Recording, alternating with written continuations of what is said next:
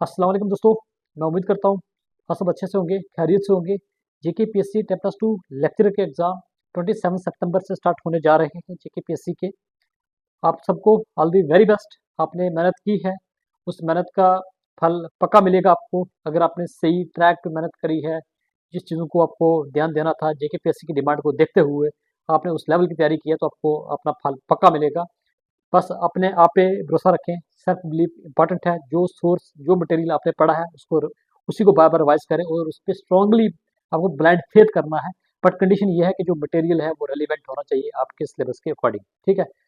Last week में maximum आप ये कोशिश करें कि जो जेके पीएससी के पीवाईक्यू हैं उसको बार बार क्वेश्चन को एनालिसिस करें। बट जेके पीएससी के इतने भी पीवाईक्यू नहीं है लेक्चर को लेके या फिर एपी को लेके। तो एक दो दो आपके पास लेक्चर के होंगे तो एक एपी का 2023 वाला इसको आप एनालिसिस करें अच्छे से। और बाकी हो सके जिस किसी भी की इंस्टीट्यूट की आपने टेस्ट ली है उसको आप बार बार रिवाइज करें। ठीक है। मेक श्योर कि वो आपके सिलेबस पे बिल्कुल डिटो सिलेबस की होनी चाहिए और यूपीएससी का जो सिलेबस जो जेकेपीएससी का सिलेबस है लेक्चर का उस पर स्ट्रिक्ट होनी चाहिए। आप उस पर बार बार उसको रिवाइज करें जैसे आप यूनिट पढ़ रहे हैं और रिवाइज शॉर्ट नोट से करना है। बड़ी बड़ी लेंथी और बड़ी बड़ी बुकें पढ़ने की जरूरत नहीं है अभी। अगर आप बड़ी बड़ी बुकें पढ़ने की कोशिश करने शुरू हो जाओगे तो फिर आपको उससे दिक्कत आ सकती है। फिर आपको लगेगा कि इनमें से ये चीज़ें कवर नहीं हो रही हैं, ये नहीं हो रही हैं, आप कैसे करूँ कवर, कैसे करूँगी कवर। ठीक है। इससे बेटर है कि आपके जो शॉर्ट नोट्स है बस उसको रिवाइज करें जेके पीएससी के पी वाई को देखते हुए, चाहे एपी का है चाहे लेक्चर का उसको भी, कि जेके पीएससी का लेवल क्या रहने वाला है। और हो सके जो बाकी स्टूडेंट्स जिनका पेपर थोड़ा आगे है तो वो भी, और जो बाकी वाले हैं वो हो सके तो ये वाली टेस्ट सीरीज है यहाँ पे वो पक्का कांटेक्ट करें। ठीक है।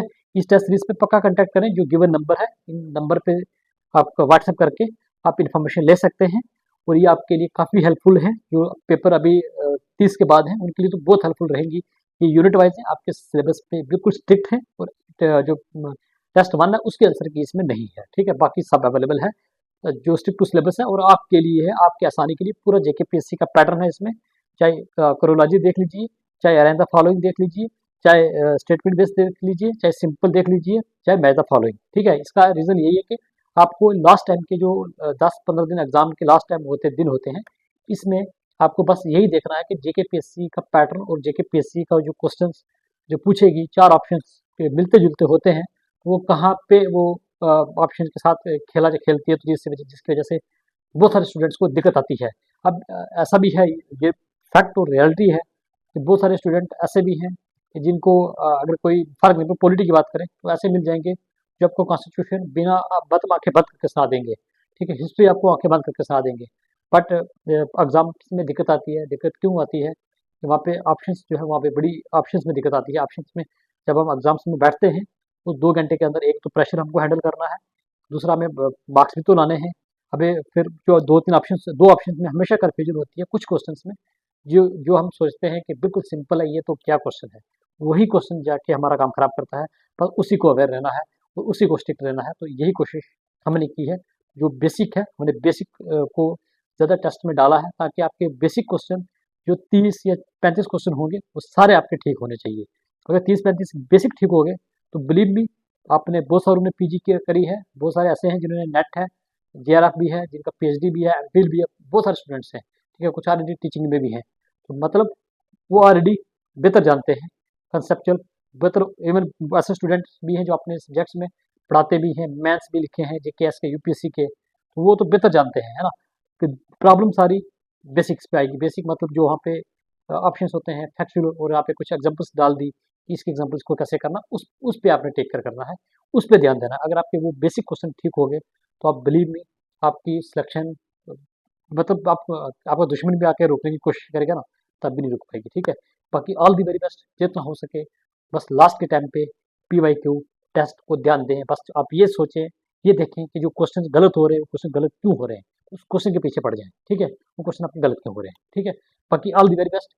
होप सो आप जो स्टूडेंट्स जिन्होंने अच्छे से प्रिपरेशन की है, अच्छे से तैयारी की है, सब ने की होगी। जिन्होंने की है इस वीडियो के नीचे मुझे ज़रूर बताएं। और मुझे ऐसे स्टूडेंट्स भी इस वीडियो के नीचे कमेंट करें जिनको भूल जाता है, पढ़ते हैं फिर भूलता है, फिर पढ़ते हैं फिर भूलता है, वो ज़रूर इस वीडियो के नीचे कमेंट करें। और मैंने डे फर्स्ट से बोला था कि जो फैक्चुअल डेटा जो चीज़ आपको भूलती है नोट्स पे सिर्फ वही रिवाइज करना, नोट्स पे सिर्फ वही लिखना और वहाँ से वो रिवाइज करते रहना। स्टिकी नोट्स पे दिन में 2-3 बार उठते बैठते आप इसको नज़र करें, ठीक है। जो जिनका पेपर आगे चला गया है, जैसे इंग्लिश का चला गया, पोल साइंस का, जो लास्ट के पेपर हैं, इनका 12 दिन से ऊपर है, तो वो अभी भी ये जो प्रैक्टिस, ये प्रोसेस मतलब अपनी प्रिपरेशन में ला सकते हैं। बाकी all the very best, all the very best. Hope so आप हँसते हँसते हँसते जाएँ, मुस्कुराते जाएँ, और बस वापस भी उसी हँसते मुस्कुराते आएँ, खुशी खुशी से जो आपने मेहनत करी है। बाकी ऑल द वेरी बेस्ट।